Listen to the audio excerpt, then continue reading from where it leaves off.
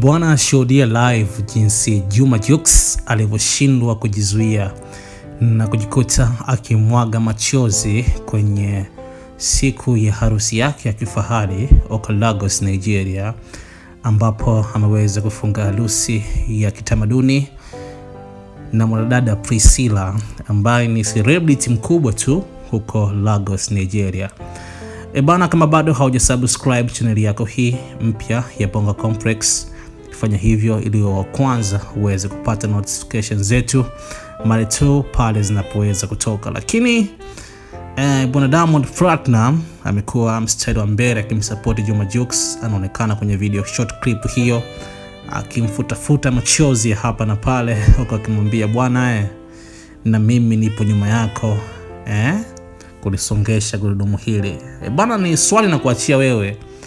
Baada ya Jux kuweza kufanya makubwa, je, ni star gani wa muziki anayefuata? Dondosha komenti yako hapo.